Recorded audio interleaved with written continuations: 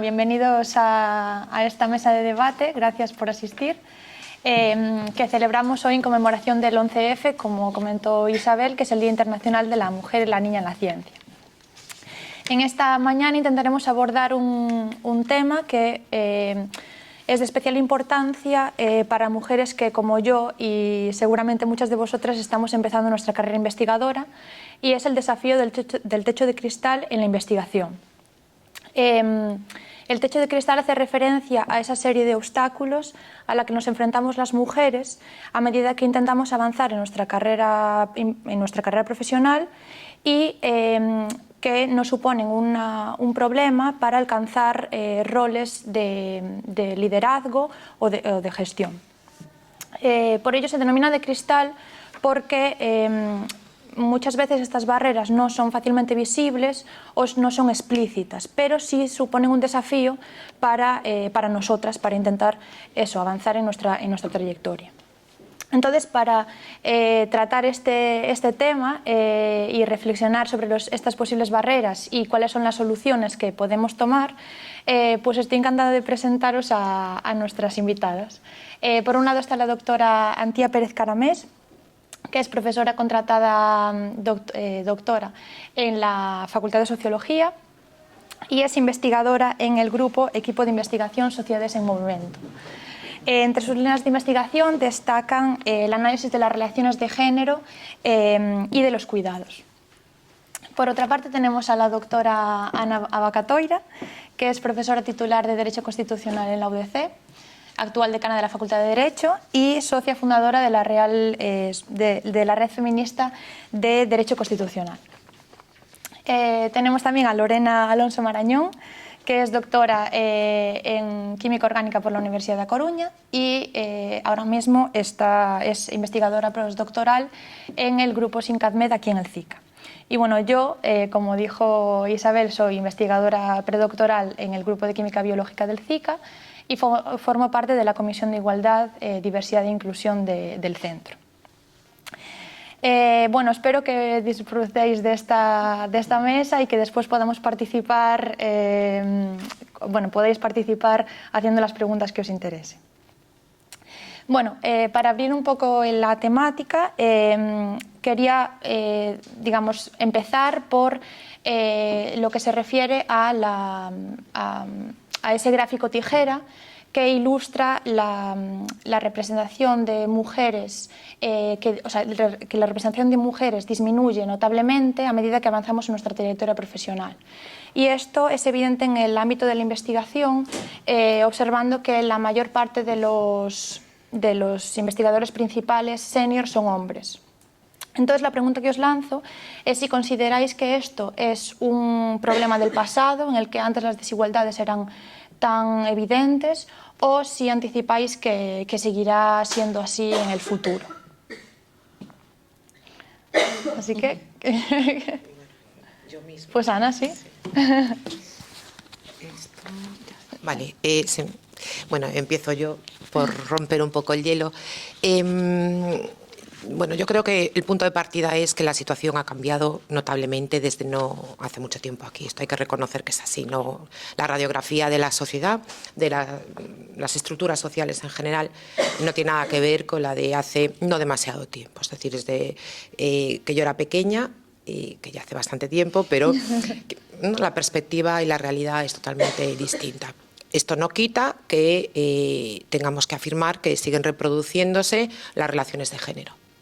Y por lo tanto, en base a que las relaciones de género son las relaciones de poder, donde uno de los géneros goza de una posición de primacía, diríamos, sobre el otro género, pues esa desigualdad, que muchas veces se traduce además en discriminación, porque no toda desigualdad es discriminatoria, pues se hace patente en todas las estructuras de la sociedad y en la universidad también. En la universidad, en la investigación, en los proyectos de investigación, en los grupos, porque los grupos también están conformados en base a relaciones de poder, como toda la sociedad, ¿no? Entonces, bueno, pues esta es la realidad, es incontestable en números, no es que lo diga yo, los números nos dicen que esta es la realidad. Repito, en todas las estructuras de la sociedad, en todas las instituciones sociales, en la familia, en la casa, en la escuela, en la universidad, la política, la economía, la cultura, la religión, el deporte, etcétera, etcétera. Pensemos lo que pensemos, esta es la realidad, ¿no? ¿Qué va a pasar de aquí al futuro? Bueno, yo quiero ser optimista, es decir, yo creo que la sociedad evoluciona, a veces involuciona también, pero en base a, digamos, que al desarrollo, al cambio social que se ha producido, hay que pensar que vamos a seguir evolucionando para bien, en positivo, ¿no? Que eso no quita que siga habiendo pues, determinados casos que son bueno, de clara y evidente discriminación. ¿Dónde está el factor fundamental? Bueno, pues todas lo sabemos, en la educación, ¿no? La educación es la base de todo para el cambio, es la transformación, para la transformación social tiene que haber una revolución en la formación, en la sensibilización y en la educación, no solo a nivel académico, sino también, bueno, como sabemos, en casa, en el hogar, y creo que es fundamental, y si eso a lo mejor después sale, pues los medios de comunicación. Los medios de comunicación creo que tienen un compromiso con la sociedad, un compromiso con la igualdad esencial y sobre todo teniendo en cuenta cuáles son las formas de relacionarse, de comunicarse de las generaciones actuales, ¿no? Que son las redes sociales, donde digamos que la profesionalidad no existe y donde bueno, pues se transmiten los estereotipos y los prejuicios y por lo tanto la discriminación con absoluta bueno, pues libertad, digamos, sin ningún tipo de control, ¿no? Estamos viendo cómo está bueno, encima de la mesa la regulación del acceso a la pornografía a través de redes sociales, determinados contenidos. Bueno, son muchas cuestiones, ¿no? Pero creo que es educación, formación y sensibilización. Y bueno, por volver al principio, creo que hay que pensar en positivo y para seguir también pues luchando y no decaer en la lucha por la igualdad, que no es una cosa de mujeres. Que esto es algo que siempre después quizás salga, ¿no? Yo me he cansado de oír en la universidad, vas a un seminario, un congreso, cosas de mujeres, temas de mujeres. No son temas de mujeres, son temas de la sociedad, porque en democracia y los derechos son derechos de todas, los derechos de las mujeres son derechos humanos fundamentales y la igualdad es beneficiosa para toda la sociedad, ¿no? Y cuando se discrimina, la sociedad pues está desechando, está tirando a la papelera todo lo que pueda aportar, ya no la mitad, sino más de la mitad de la sociedad que está conformada por mujeres. Gracias. Grazas. Bueno, en primeiro lugar, grazas ao CICA e particularmente a Lucía e a Tamara polo convite e as persoas que estades aquí. E, bueno, en relación ao que formulas un pouco, a verdade é que efectivamente se teñen feito moitos avances, non? É innegable que tampouco hai tantísimo, non? Que entraban as primeiras mulleres disfrazadas de homes ou vestidas de homes á universidade, non é tan atrás, non? Entón, obviamente, o progreso nese sentido é notable, non? Pero ese gráfico existe e ese gráfico é un resultado empírico, non? Que nos amosa que o fenómeno do teito de cristal está aí e outro fenómeno que sempre temos no mercado laboral as mulleres, que é o do champegañento, non? O de despegarse de posicións máis precarias e inestables, que tamén sucede na ciencia, pois tamén está aí, non? E o que nos sucede, o que se ten investigado desde as ciencias sociais, non? Para analizar o que sucede coa carreira e coa trayectoria das mulleres nas ciencias é que conseguimos, non, entrar en maioría nas titulacións, inda que obviamente hai titulacións e carreiras que seguen a estar masculinizadas, non? Pero sí que somos maioría, sacamos millores notas, considerablemente millores notas, pero a fenda se abre no momento do doutoramento, non? En que a taxa de abandono revírtese, a taxa de abandono en todas as titulacións é superior entre os homes, excepto no doutoramento, non? En que aí invírtese ese dato e a taxa de abandono en doutoramento é superior entre as mulleres. Entre os factores que se ten analizado un pouco que explican un pouco esta cuestión, teñen moito que ver, primeiro, con barreiras estructurais, non? E coa perda dunha cultura de traballo na universidade que sí favorece que as mulleres se invistan, non? Dicir, cando estamos estudando nos graus e nos másters, as reglas de xogo son claras e as mulleres nos vai moi ben ter as reglas de xogo claras, públicas, por escrito e transparentes, porque así sí podemos xogar e sí podemos facer valer os nosos dereitos, pero no doutoramento, en que unha xa ten que escoller un director, unha directora de TES, en que xa que sabemos como van estas cousas, non? En que, ás veces, pois non sabes quen se pode ofrecer un contrato predoutoral, ou en que as reglas de xogo comezan a estar menos claras, aí penalízasenos. E, ademais, en ocasións, o doutoramento tamén soe coincidir con momentos, non? En que as mulleres tomamos certas decisións nos ciclos vitais que tamén nos penalizan a nosa carreira investigadora. Entón, a partir de aí, comeza unha cadea de penalizacións na carreira que se vai arrastrando ao longo de toda a vida. Só un tercio de entre nós conseguimos contrato Ramón y Cajal. E, finalmente, só un 25% somos IPs de proxectos do Plan Nacional, non? É dicir, e todo eso se vai acumulando, obviamente, ao longo de toda a carreira. Entón, o que hai é que poñer a atención no que seguen a ser os nós, non, ou os colos de botella para as mulleres, indagar o que está sucedendo e facer todo o posible por remover esas barreiras estruturais, simplemente. Simplemente non, que é moi complicado e requiere moito traballo, pero vaya que a solución é simple de expresar. Vale, moitas gracias. Vale, entonces, que medidas credes que deberían de tomarse para evitar este gráfico? O sea, que podemos facer para que avancemos para evitar esta desigualdad?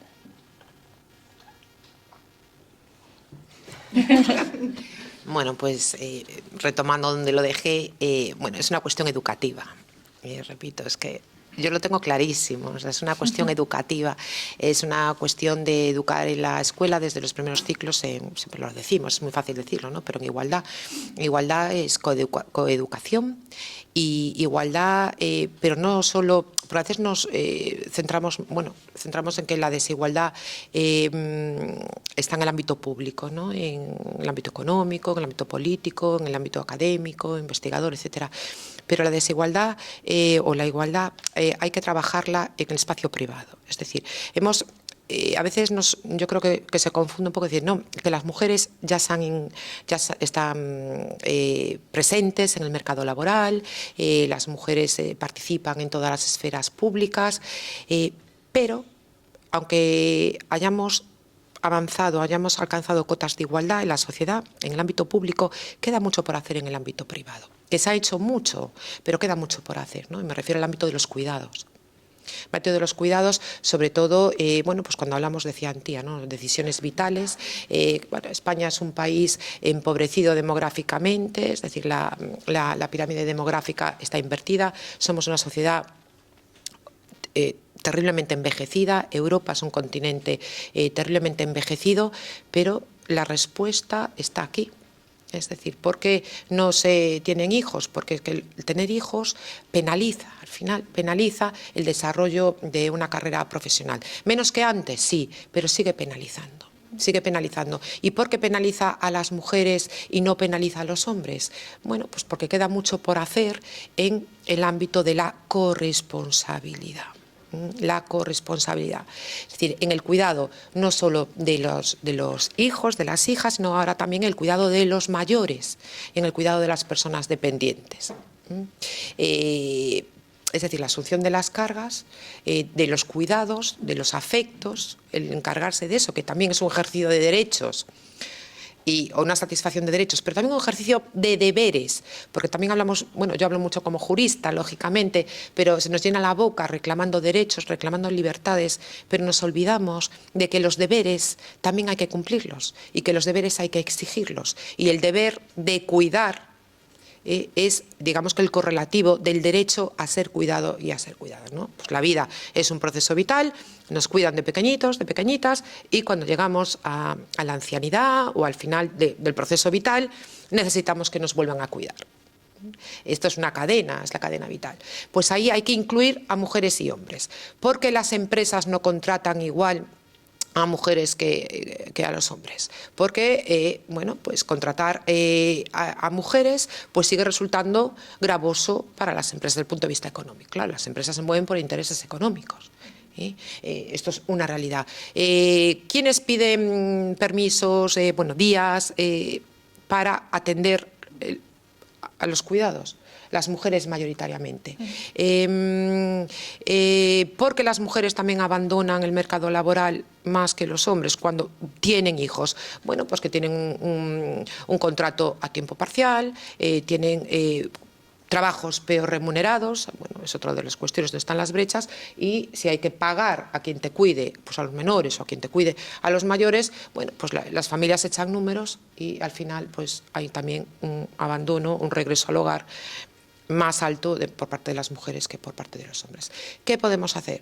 Desde el Estado hay que abordar políticas públicas de compromiso efectivo, que las hay, pero de educación, que yo creo que faltan, y intentar que haya una cooperación público-privada más alta, el involucrar al sector privado en el mundo también de los derechos y de los deberes. Bueno, pues porque ellos también están obligados a cumplir la Constitución. Tenemos los consejos de administración, la ley obliga, pero hay un incumplimiento de la ley. Pues si se incumple la ley, pues para eso están, ¿no?, las sanciones por incumplimiento. Y en este país se incumple la legislación de igualdad en términos generales. Y se incumple. En la universidad pues pasa lo mismo. Lo que pasa que yo diría que la universidad, las brechas, o al menos existen, pero son, es mi perspectiva, lo que yo conozco, ¿no?, son menos graves, diríamos, que en otros ámbitos de la sociedad. Porque cuando hablamos del acceso a los puestos que son por acreditación, un currículum pues es más objetivo a la hora de evaluar, creo, en los procesos de acreditación. Otra cosa es cómo puedes hacer tu currículum, que ahí también pues incidía, ¿no?, pues Antía, en el tema de, bueno, pues tienes que tener a alguien que se haga cargo, que tutorice, que dirija tu carrera, tu evolución académica. Yo, desde el punto de vista personal, no he vivido ningún tipo de... Bueno, no me he sentido tratada peor o tratada de forma desigual respecto a compañeros varones, pero también soy consciente de que mi situación no tiene que ser ni es la que vive, bueno, pues diríamos que la mayoría del colectivo femenino en la universidad y en la vida académica. Gracias. Bueno, me gustaría comentar una cosa respecto a lo que ha dicho Ana, de que en la universidad no ve esa brecha, o le parece que esa brecha es menor que en otros sectores. Bueno, creo que mucho mejor que yo lo saben muchas compañeras que están aquí hoy, que son investigadoras principales, que hay muchísima dificultad a la hora de... O sea, que el ser mujer, y sobre todo si quieres ser madre, te penaliza muchísimo a la hora de conseguir financiación, porque tienes que paralizar tu investigación. Si tú trabajas con productos, sobre todo en ciencia, químicos o biológicos, durante el embarazo estás expuesto. Si tú estás liderando tu investigación, no puedes dejar de hacer tu investigación. O sea, o la paralizas porque estás embarazada y no quieres exponer a tu bebé a esos compuestos, entonces paralizas tu investigación, eso te penaliza a la hora de conseguir financiación en convocatorias, que compites con gente que lleva el mismo tiempo que tú, pero no ha tenido ese parón, por ejemplo. En caso de una empresa, yo, por ejemplo, cuando estuve trabajando en una empresa química, cuando me quedé embarazada, bueno, pues reorganizan un poco tus labores, bueno, pues como tienes más cuidado en ciertos trabajos y ciertas cosas que no puedes hacer, ciertos compuestos que no puedes utilizar, y si no te pueden organizar eso, pues te pueden organizar otro proyecto. En caso de tu propia investigación, no puedes parar tu propia investigación porque al final es que te quedas sin posibilidades de conseguir luego financiación. O sea, eso te penaliza bastante. Y bueno, yo no soy la más indicada para hablar de este tema, pero sí que lo quería mencionar porque, bueno, yo no he solicitado ninguna convocatoria de estas, pero bueno, creo que muchas compañeras que están aquí hoy saben, y creo que lo podrían explicar muchísimo mejor que yo, todas esas dificultades, esa penalización que se sufre en el momento en el que decides ser madre. Sí, bueno, malas novas, sí, efectivamente, esa penalización... Se poño aquí, se escoita ben? Ou teño que chegalo máis? Un poquinho máis alto. Vale. Bueno, pois, sí, esa penalización obviamente existe, non? E é unha das máis importantes para calquer carreira laboral, non exclusivamente na ciencia, pero nos dimos tanta conta que só o 30% das mulleres catedráticas teñen criaturas. porque se deron conta e dixeron, e só 2/3 das mulleres investigadoras que están no máis alto nivel teñen criaturas, que me parece estupendo as mulleres que decidan telas e non telas, por suposto, pero é obvio que aí o que está habendo unha decisión, non, de restringir ou de anular, non, o desexo de maternidade por que esa penalidade non ocurra. Vale, que tal se facemos da outra maneira? Intentamos, digamos, limar ese sesgo androcéntrico que ten a ciencia, é dicir, e en certo modo se está comezando a facer de xeito tímido, non? Pero, por exemplo, a última convocatoria de sexenios, que vos traería fritas a moitas, pero hai un intento de primar un pouco máis a calidade por riba da cantidade. Sabemos que as mulleres, con independencia da nosa condición familiar, producimos menos na ciencia. E iso tamén ten distinto tipo de explicacións, porque nos cargan con máis docencia. Cando nos miran o noso uso do tempo, resulta que temos máis docencia, en comparación, en igualdade de condicións que os homes, temos máis docencia, e ademais dedicamos máis tempo a preparala. Por lo tanto, digamos que a conciliación que temos entre as propias esferas do noso traballo tamén é un pouco máis complicada que a dos homes. Acabamos tendo unha produción científica menor, pero é que necesitamos producir a este nivel, é dicir, cal é o paradigma de coñecemento que sustenta que teñamos que andar coa lingua de fora, non? Entón, temos que limar tamén ese paradigma de coñecemento que fai que os señores podan estar 14 horas metidos en un laboratorio porque non se están ocupando de sus criaturas. Entón, para favorecer que se dedican a sus deberes, produzcan menos, e todas e todos en xeral produzcamos menos artigos, e temos que tamén limar ese paradigma, porque senón o único que faremos é favorecer que as mulleres teñamos que estar tomando decisións pois que igual non nos apetece tomar, como ter menos criaturas, non telas antes ou telas despois, e da igual cando as teñamos, porque as mulleres sin criaturas tamén se nos penalizará a nosa carreira académica. E tamén temos menos productividade científica. Así que esa trampa non ten escapatoria. É dicir, non ten esa escapatoria. A escapatoria está removendo os factores estruturais que están limitando ese tipo de cuestións. Vale. Vale. Bueno, han salido varias cosas de las que quería preguntar, pero en particular, ¿creéis que las medidas que a priori parecen beneficiar directamente a las mujeres, como son el caso de la obligatoriedad de la paridad o el hecho de que se asignen puntos adicionales en convocatorias de financiación, precisamente por lo que comentaba Lorena, esto es beneficioso? ¿Eso tiene un impacto positivo real? ¿O por el contrario genera un rechazo a que la sociedad avance hacia tener una conciencia feminista? ¿Cuál es vuestra opinión? No sé si esa cara es buena o mala. A ver, lo que en derecho llamamos medidas de acción positiva son una cuestión de justicia y de equidad, ¿no? Son medidas que introducen un trato desigual, puntual, para equilibrar bueno, pues a la mitad de la sociedad, de la humanidad, que tradicionalmente ha estado discriminada y por lo tanto ha estado fuera del terreno de juego y no ha entrado pues en el reparto del pastel, o que ha recibido un trocito muy pequeño porque la cuota impuesta era el 100% masculina. Claro. Entonces, a veces cuando hablas o cuando oyes, ¿no?, criticar pues las cuotas, bueno, que las cuotas ya están superadas, ¿no?, pero o deberían estar, ¿no? En fin, cuando, ¿no?, determinados puestos en la administración, tal, o determinados requisitos físicos para acceder a determinado trabajo que están adaptados a la fisonomía y al cuerpo de la mujer. Quienes critican esto son personas que se sienten agredidas porque sienten atacado de alguna manera o que puede ser recortado su poder, porque es así. Es decir, para que las mujeres puedan ocupar lo que les corresponde, ni más ni menos, ¿no?, porque también se oye mucho, que es un discurso pues machirulo al final, ¿no? Es que, ¿qué más queréis? Yo no quiero más, yo quiero igualdad de oportunidades y pues poder tener las mismas oportunidades que el resto pues de la sociedad, ¿no? o que todas las personas de la sociedad puedan tener las mismas oportunidades. Claro, para poder tener las mismas oportunidades hay que remover muchas cosas y hay que cambiar las estructuras que decía Antía, que es lo que yo decía al principio, ¿no? Es que la discriminación que obedece a las relaciones de poder, que son relaciones de género patriarcales y por lo tanto antropocéntricas y por lo tanto machistas, se reproducen en cualquier espacio, en cualquier ámbito en el que miremos, ¿no? Se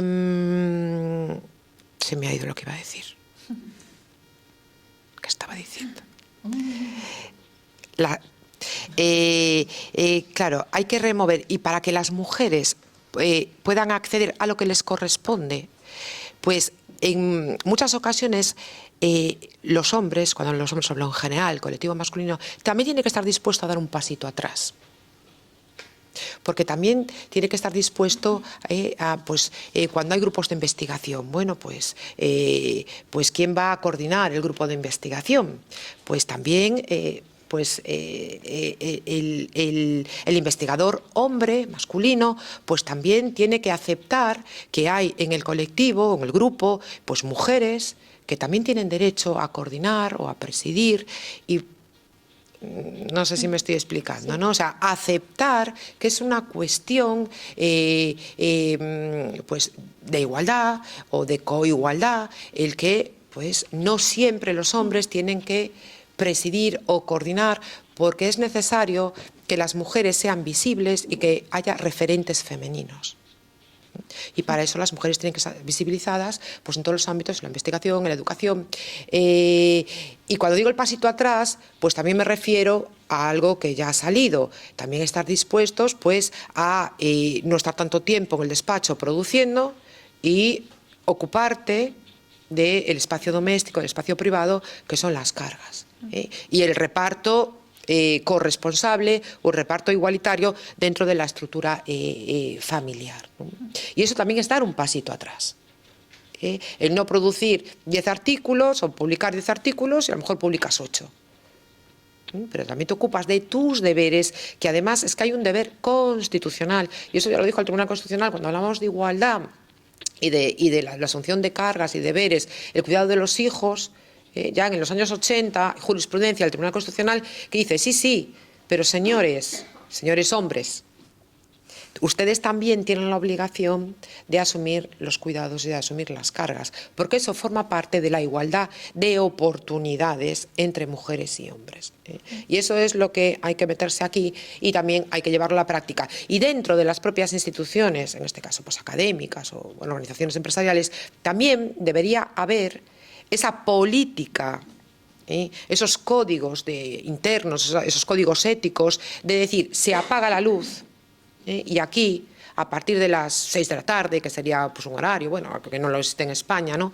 Pues todos para casa, todos y todas, porque hay otro tipo de funciones que son igual o más importantes que esta función del ámbito público, que es la vida privada, la vida familiar, el tener hijos, cuidar hijos si quieres o no, y también el cuidado de los mayores y bueno, y lo que es la vida no solo familiar, porque la Constitución reconoce el derecho a la vida personal, porque las mujeres tenemos vida familiar, vida profesional, pero también tenemos derecho a la vida personal, que es lo que hay que conciliar con la vida familiar y con la vida profesional.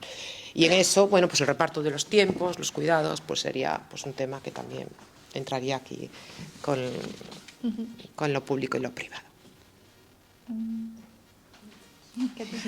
Sobre as medidas de acción positiva, non? Sí, a ver, eu quería comentar un pouco en relación a lo que comentas.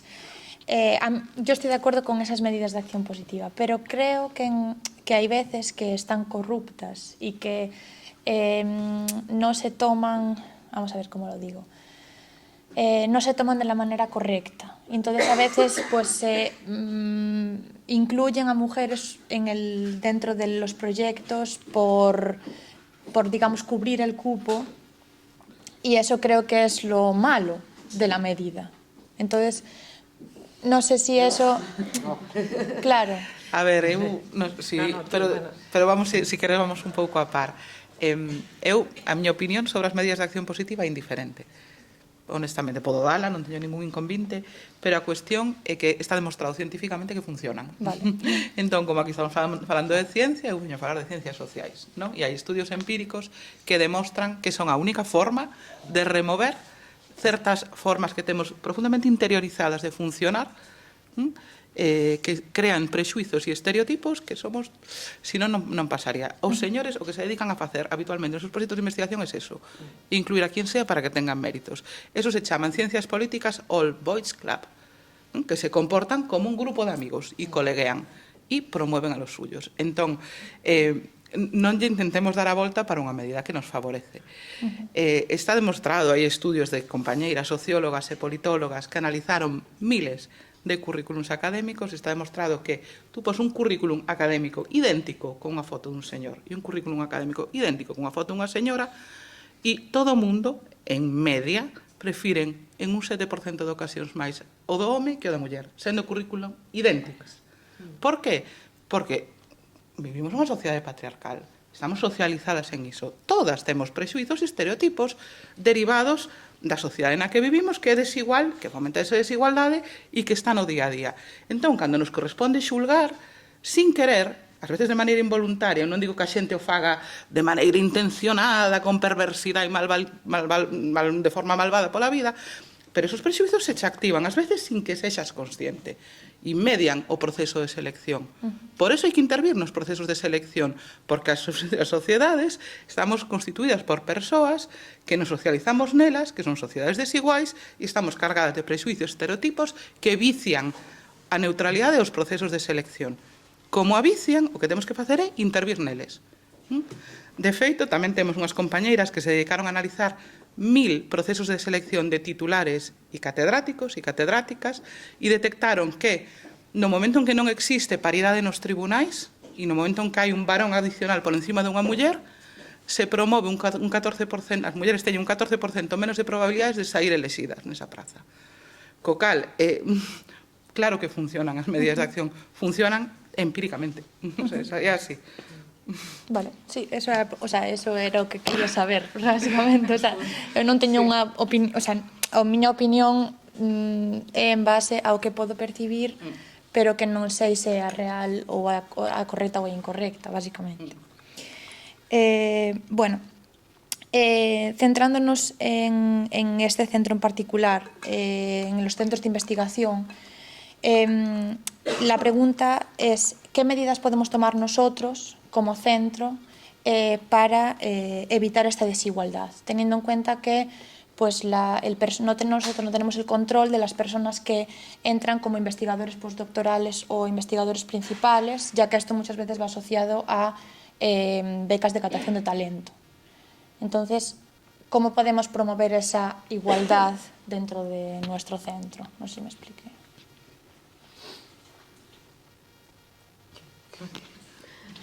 Yo no tengo respuesta. Vale. Yo no sé si he entendido bien la pregunta. O sea, las personas llegan al centro con becas. Claro, en el proceso de selección de las personas becadas no interviene el centro. Llegan aquí seleccionados. Exacto. Y llegan hombres y llegan mujeres. Sí. Bueno, a partir de ahí, pues darles unas oportunidades, ¿no? Claro, sí, precisamente eso. ¿Qué medidas podemos adoptar en nuestro centro para intentar evitar esa desigualdad, ya que hay un factor que está fuera de nuestras manos? Yo creo que lo que tiene que hacer el centro es ofrecer lo mismo a mujeres y hombres. Y yo creo que es lo único que está en sus manos. A mí me parece un pouco ousado porque é a primeira vez que piso este sitio. Claro, creo que é un pouco atrevido. Creo que é un pouco atrevido falar do que se necesita neste centro en concreto. Quizás se pode falar de generalidades do que poderían necesitar os centros, as facultades. Sí, quería decir como un centro como nuestro, pero bueno, un procesos de selección de claros, transparentes, con todos os criterios, non?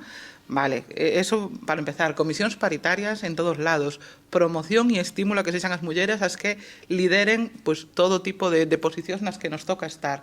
Revisión de ata que punto non se está incorporando de maneira inconsciente e involuntaria sesgos de xénero ao que sea, ao reparto da docencia, é dicir, ter unha serie de medidas que declinen e que fagan real a vigilancia sobre os sesgos institucionalizados e os sesgos de avaliación, que son os dous principais que nos afectan na carreira, e incorporalos a todo, e incorporar a perspectiva de si usted hace investigación, aunque sea sobre cousas que aparentemente no, que tenga impacto de xénero. Usted analíceme cal é o impacto de xénero desta investigación, que se avalíe con esa perspectiva, que todas as estadísticas teñan desagregación, que se mire por qué si sacades un concurso interno para unha bolsa, un contrato productoral, es decir, que eso esté integrado de forma transversal no funcionamento diario das actividades do centro, que, como é a primeira vez que o piso, a verdad que, en serio, que non me atrevo a decir moito máis que generalidades, que ademais son generalidades, digamos, coñecidas, non? Que a Unidade de Mulleres e Ciencia do Ministerio promove de forma xeral e que despois unha ten que ver coa realidade e experiencia concreta do seu centro, como as pode declinar, non? Como as pode adaptar. A mí, para a miña facultade, correnseme mil, pero para o vosso centro que non coñece, eu creo que tedes que pensar onde están esas dificultades, non? E por onde se pode tirar, partindo de cantidad de experiencias que xa hai, e de propostas, non? Que xa están sobre a mesa, pero non me atrevo, é que ademais hai moita xente aquí deste centro, non me atrevo moito. Yo me refiero de cara a evitar ese gráfico tijera, es decir, los estudiantes predoctorales muchas veces entran porque son estudiantes de la facultad que hacen prácticas, digamos, el trabajo de fin de carrera, entonces se quedan aquí y tal. Entonces, los estudiantes predoctorales, más o menos que partimos desde la igualdad de posibilidades una vez que entramos. Pero, bueno, quitando los grandes problemas que tenemos en general, me refiero. Pero ya después, pues el que nosotros podamos controlar pues la paridad o el número de mujeres que sea igual al número de hombres en estudiantes postdoctoral, o sea, en investigadores postdoctorales o en investigadores principales, es como que nosotros vemos que no tenemos manera de meter mano ahí, porque igual el número de investigadores principales que tenemos en el CICA es más el número de hombres es mayor que el de mujeres, porque nosotros no hemos podido controlar eso. Entonces, igual, lo que no sabemos es qué medidas podemos tomar teniendo en cuenta ese factor que no intervenimos en las personas, es decir, no tenemos un proceso de selección de las personas que contratamos. Entonces, ¿qué medidas podemos tomar en ese aspecto? Eso es lo que me refería. No sé si ahora ha quedado un poco más claro. Sí, pero bueno, es un poco lo que habéis comentado. Lo que es la contratación no depende de... Exacto. Claro, a eso me refiero. Lo que quiero decir es, en el momento que nosotros evaluamos cómo está la situación del centro y hemos visto que efectivamente hay muchos más investigadores principales hombres que mujeres y el número de postdocs está más o menos igual, pero el de predocs está al revés. Claro, nosotros evaluamos eso, vemos que eso es un problema y que existe, pero no sabemos... ¿Por qué? No por qué, porque sí, porque es un poco lo que estamos comentando, pero ¿qué hacer para evitar que esto no pase? ¿Sabes? ¿Qué hacer para que en el centro no haya más investigadores principales hombres que mujeres? Bueno, pero es que tampoco, yo creo que eso tampoco es la pregunta. ¿Qué hacer para que no haya más hombres que mujeres? No. Es una pregunta... Quiero decir, para intentar que el número sea más o menos el mismo. No digo que se invierta, digo que se tienda.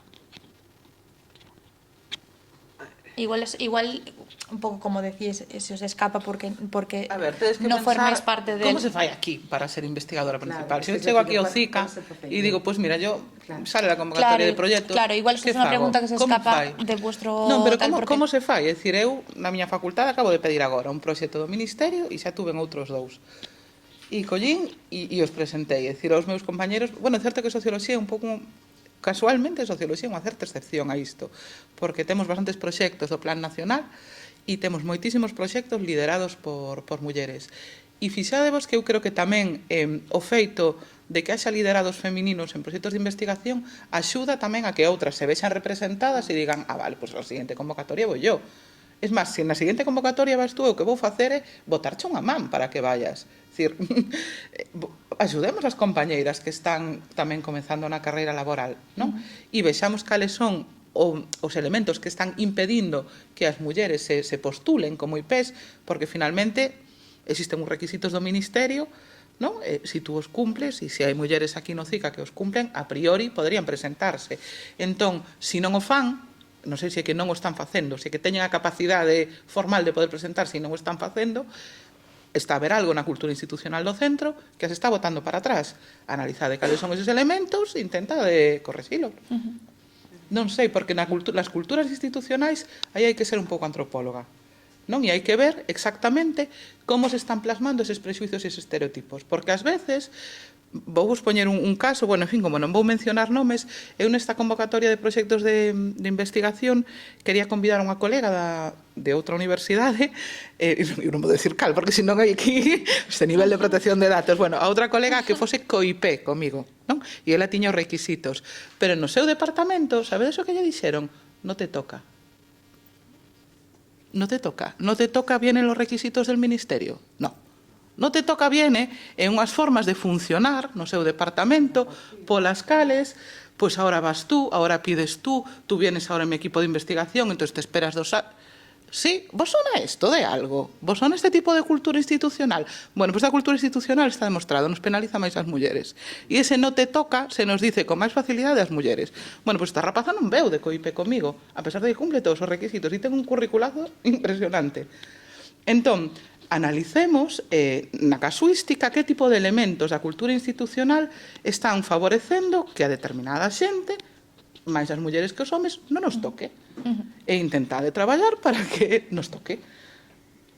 Por exemplo, por poñer un exemplo de concreto, vaya, que non sei se acae porque non coñezo este centro e non quero lanzarme a analizar cuestións que descoñezo, non? A veces... bueno, a veces no, muchas veces somos las propias mujeres las que nos autolimitamos, las que nos ponemos... digo que muchas veces somos las propias mujeres las que nos autolimitamos y las que nos autoimponemos obstáculos, porque yo, bueno, pues esto a veces te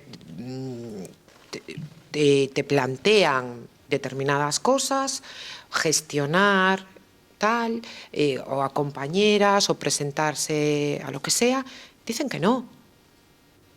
Dicen que no, pues porque no, pues porque no me apetece, porque me quita tiempo, porque...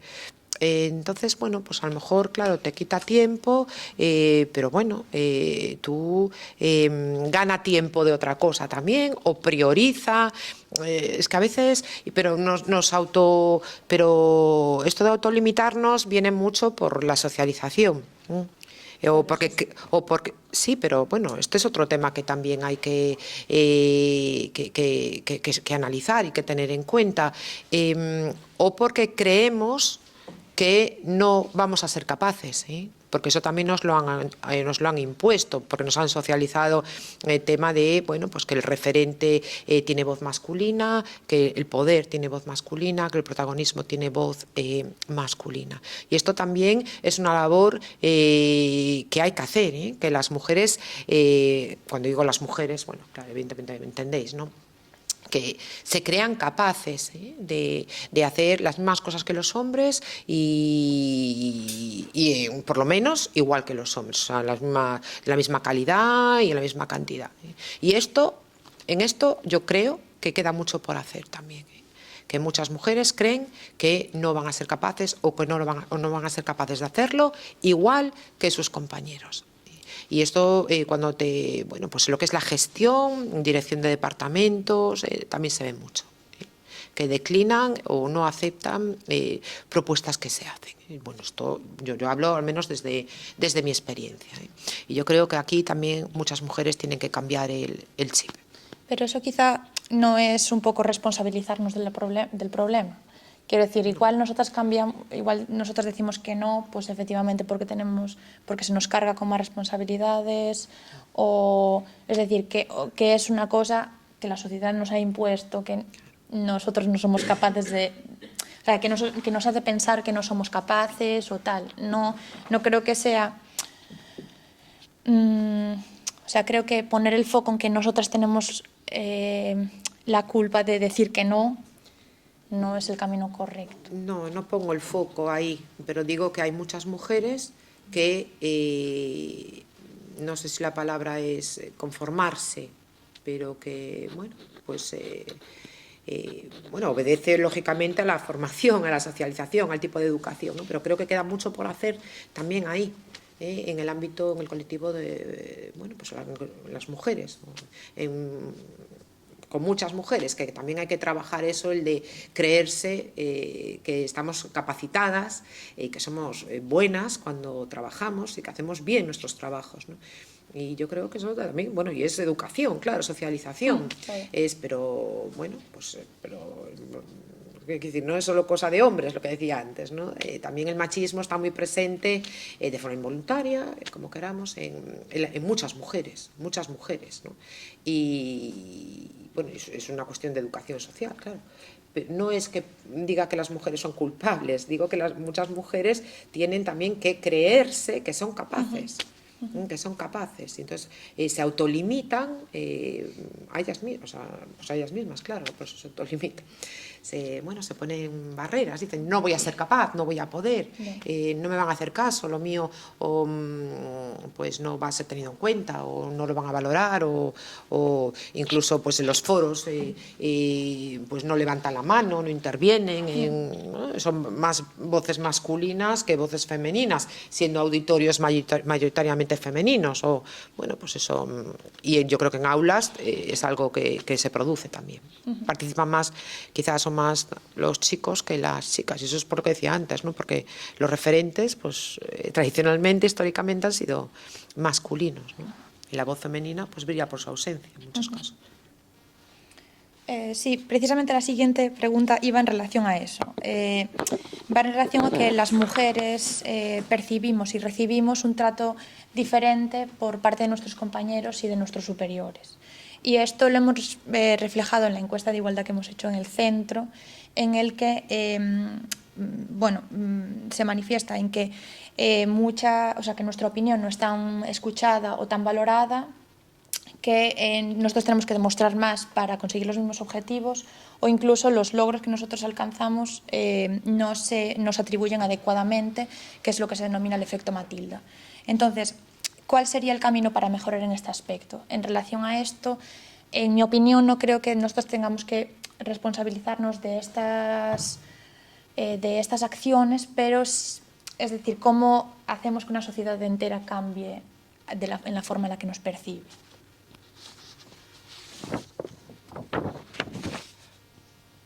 Esto yo creo que es lo que conocemos, ¿no?, como el síndrome del impostor, o eso de que no te creas tú suficientemente bueno, entonces ya a veces partes de esa situación en la que, bueno, como no me van a hacer caso, pues no digo nada, ¿no?, lo que comentaba antes Ana. Pero bueno, yo creo que sí que es cierto, por lo menos yo lo pensaba el otro día a raíz de que me comentasen participar en este evento. Bueno, digo, la verdad es que yo he tenido suerte, nunca me he sentido que no me hagan valorado, que no tal, pero al final te pones a mirar atrás y siempre hay algún micromachismo, ¿no? De, pues le explicas algo a alguien más junior que tú y no te hace caso, o un compañero te pregunta, oye, tengo un problema con esto, ¿cómo harías tú? Ah, pues mira, yo haría esto, esto y esto. Y luego o no te hacen caso, o cuando funciona lo que tú has dicho, quedan ellos el mérito. Entonces, ¿cómo arreglar eso? No lo sé. La verdad, no sé cómo podemos arreglarlo. Yo creo que muchas veces es algo inconsciente que hace la gente, que no se dan cuenta, no hacen esa visión introspectiva, ¿no?, de por qué estoy actuando así. Actuaría igual de la misma manera si este comentario, este consejo me lo hubiese dado un hombre o no. Entonces yo creo que es una reflexión que debería hacer la gente de cara a intentar mejorar y intentar evitar esos micromachismos. Pero claro, cómo cambiarlo es un trabajo personal, y yo creo que con la educación, como también comentaba Ana, y con las próximas generaciones esperemos que no tengan que sufrir estas cosas, pero bueno, eso creo que es un cambio generacional, o sea, que va a ir con los años.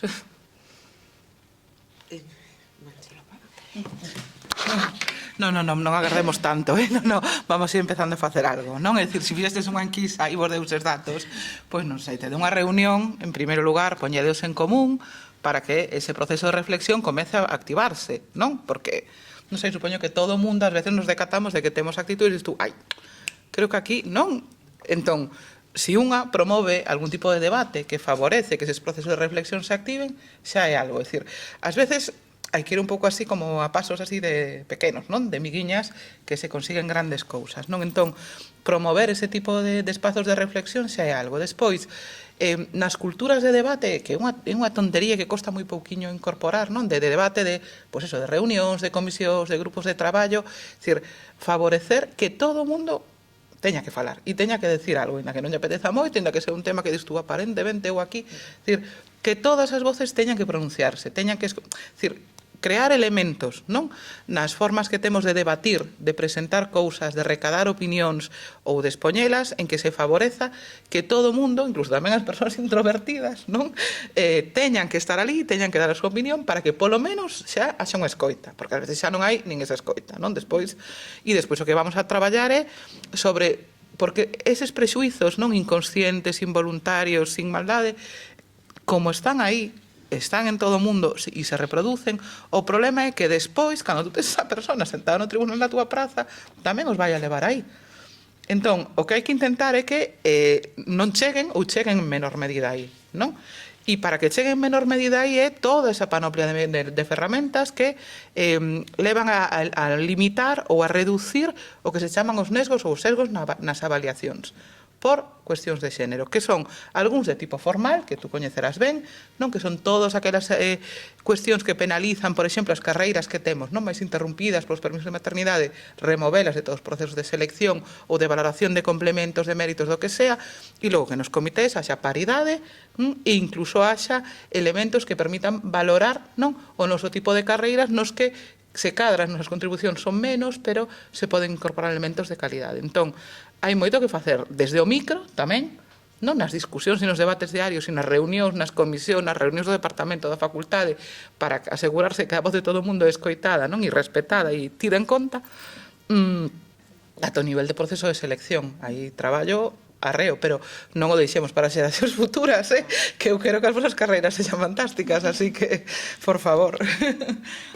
Sí, bueno, nada, que hay que cambiar, ya lo he dicho, hay que cambiar la voz con la que habla la sociedad, que es tradicionalmente una voz masculina y por lo tanto el referente, la autoridad es masculina, y eso hay que revertirlo. Es fácil, no, pues por todo lo que se ha dicho, ¿no? Pero es educación y proactividad, acciones positivas, es decir, incentivarlo, no dejar que vaya, decía, pues eso, Naciones Unidas, 80 años, dice, si dejamos que las cosas vayan a su ritmo, o sea, la naturaleza vaya, ¿no? Siguiendo su propia ley, pues 80 años está cifrado la igualdad retributiva, la igualdad, mismos salarios entre mujeres y hombres, claro. Estamos dispuestos a esperar 80 años, o sea, creo que no es admisible. Por eso hay que intervenir. Hay que intervenir en todos los ámbitos, Y una forma de intervenir, pues está perfecta, es lo que decía Antía, o sea, darle voz a todas las personas y no obligarlas a hablar, ¿no? Pero y en el aula es fundamental también, ¿no? Hacer que participen, pues las chicas también, ¿no? Y que el resto de compañeros y compañeras las escuchen y prestar atención a lo que dicen y poner en valor lo que dicen, y bueno, pues eso también la autoestima, ¿no? El sentirte capaz, que te escuchan, que tienes que aportar, que tienes que decir, que tu opinión cuenta, vale, pues desde el principio, claro, desde el principio. Y entonces, bueno, pues yo creo que es una forma. Fácil, no, muy difícil. Para mañana tampoco. Pero bueno, eso no tiene por qué hacernos, ¿no? Pues caer en el desaliento, ¿no? Y hay que seguir poquito a poco todos los días, pero toda la sociedad, ¿no? Yo creo que en esto se necesita un firme compromiso también de los hombres, ¿no? Pues eso, en valorar, en escuchar, en respetar lo que dice pues las mujeres, ¿no? Y eso también, bueno, pues se echa en falta pues en muchas ocasiones, ¿no? Bueno, en relación a esto, mi siguiente pregunta es que ¿cuál es vuestra opinión? sobre la manera más adecuada de divulgar o destacar los logros conseguidos por mujeres. Es decir, yo hay veces que cuando en los titulares la primera mujer que, por ejemplo, la primera mujer que va a la luna, me generan como un cierto recelo porque en parte pienso o me siento como que nos están tratando como objeto de propaganda o incluso de ridiculez. Pero, por otra parte, sí considero que el visibilizar que estos logros y enfatizar en que han sido conseguidos por mujeres también visibiliza pues todos estos desafíos de los que estamos hablando, todos estos obstáculos a los que nos enfrentamos para llegar a ese punto.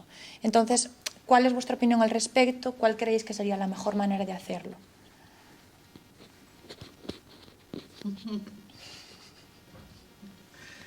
Non sei, a ver, sí que é certo que un pouco, non, que ás veces estamos un pouco cansadas, non, de eso de ser sempre como a primeira que, e que sigue sendo necesario porque desgraciadamente seguimos tendo que abrir moitas portas pola primeira vez, entón, bueno, pois diso agardo que nos libremos pronto, non?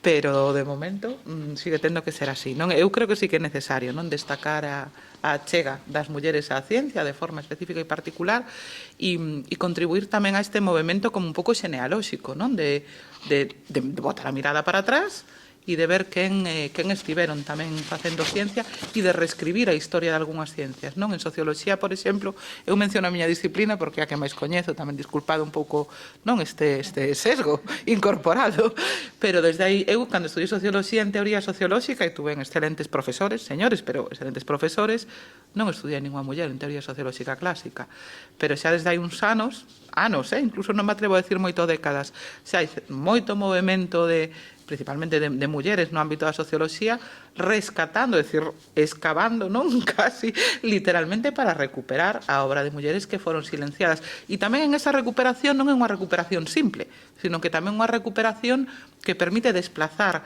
o paradigma da ciencia e ver cales eran as temáticas que interesaban as mulleres sociólogas e sobre as que investigaron, que ás veces non teñen moito que ver coas dos homes, curiosamente, non? É dicir, que paradigmas teóricos terían sido os dominantes no 19 si a ciencia fose a ciencia sociolóxica a que escribiran as mulleres, non? Entón, eu creo que temos un movimento importante a facer no recoñecemento do papel das mulleres nas ciencias que tamén ten que implicar esa mirada atrás para desviar, non, o sesgo endocéntrico que tamén ten o pensamento científico en todas as disciplinas. E xa vou calando, que creo que estamos, non, igual falando todas moito, eu particularmente. Sí, bueno, tenemos que ir terminando, pero bueno, quería un poco hablar sobre la conciliación, que ya lo hemos realmente hablado un poco, lo de la responsabilidad de los cuidados, que recae en gran medida sobre nosotras. Entonces, mis preguntas van, primero, si las medidas que se están tomando para facilitar la conciliación son suficientes y si no, qué otras se podrían tomar y cuál es la manera adecuada para promover un equilibrio de responsabilidades entre géneros, que es un poco lo que he comentado Ana, que hay que, bueno, que los hombres han de asumir esa responsabilidad, pero claro, eso digamos que está como en manos de ellos solamente, hay otras cosas que nosotros podemos hacer. Muy breve.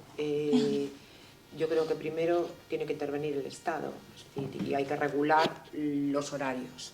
Eso lo primero, o sea, ahora regular los horarios y hacerlos más humanos, ¿no? Más humanos. No se puede llegar a casa de trabajo a las 9, ni a las 9:30, ni siquiera a las 8:30, ni a las 8. No se pueden poner reuniones de trabajo a última hora de la tarde, que serán reuniones en las empresas, por ejemplo, que serán reuniones a las que acudan mayoritariamente trabajadores hombres, porque a casa pues se habrán ido, si hay cargas familiares, pues alguien tiene que ocuparse, ¿no? O recogidas de colegios, actividades extraescolares. Los horarios tienen que racionalizarse. Tenemos que ir más a la senda europea, por poner un ejemplo, y hacer un horario continuado y que coincida con los horarios escolares. Es decir, hay que facilitar la vida a los seres humanos, mujeres y hombres, y eso es fundamental.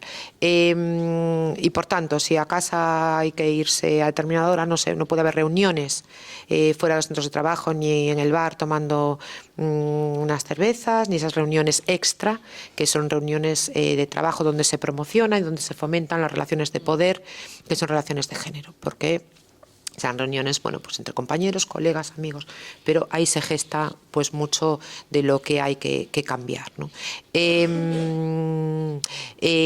Primero tiene que intervenir el Estado, y el Estado, pues una vez que regule, pues el resto de las organizaciones públicas y privadas tendrá que cumplir la legalidad. Y después, bueno, pues unas políticas públicas, unas políticas sociales de verdad, y cuando digo de verdad, dotadas de recursos necesarios. Es decir, no puede ser que la red asistencial dependa de las familias. Ni el cuidado de menores, ni mayores, ni todo lo que es la dependencia. Eso no puede ser una responsabilidad de las familias. Eso tiene que ser una responsabilidad del Estado. Y eso son políticas públicas sociales, políticas sociales o políticas de igualdad de verdad. Y por lo tanto, público-privado de la mano, y todo eso, pues a través de eso podremos cambiar algo las cosas, y sin eso no. No, yo iba a comentar exactamente lo mismo, los horarios. Yo estuve trabajando en una empresa en Reino Unido, se trabajaba de 9 a 5 o incluso de 4 a 8, y la gente se iba a sus casas a atender a sus hijos, a hacer su vida personal, privada, y hacer ser persona además de trabajador. No vivir para trabajar, sino trabajar para vivir. Y luego lo que tampoco es, no me parece a mí lógico, es que esas medidas de conciliación sean pues madrugadores en el cole, tener niños en extraescolares hasta las 6 de la tarde, 7 de la tarde, que tú salgas de trabajar, porque al final el niño está en el colegio 12 horas o 10 horas y tú cuando estás con tus hijos, o sea, no, entonces es lo que comentaban, yo totalmente de acuerdo. Vale, pues bueno, como tenemos que terminar, quería dar paso al público por si tenéis alguna pregunta que queráis hacer o comentar alguna reflexión a lo que ya hemos comentado, y eso, sí que adelante.